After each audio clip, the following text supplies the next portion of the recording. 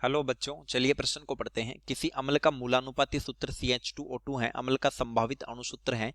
ABCD 4 विकल्प दिए, सही विकल्प का पता करना है। चलिए प्रश्न की मुख्य उदाहरणा पे बात करते हैं। मुख्य अवधारणा, मूलानुपाती सूत्र, मूलानुपाती सूत्र अणु सूत्र का पूर्ण गुणज होता है।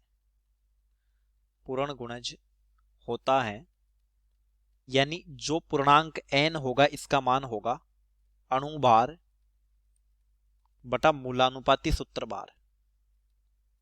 मूलानुपाती सूत्र भार और n होना चाहिए पूर्णांक 1, 2, 3 पूर्णांक संख्या। देखिए मतलब क्या है मूलानुपाती सूत्र का। मूलानुपाती सूत्र ये बताता है परमाणुओं का संख्याओं का सरल अनुपात, परमाणु की संख्याओं का सरल अनुपात और अणु सूत्र दर्शाता है वास्तविक संख्या। अणु सूत्र परमाणुओं की वास्तविक संख्या, परमाणुओं की वास्तविक संख्या।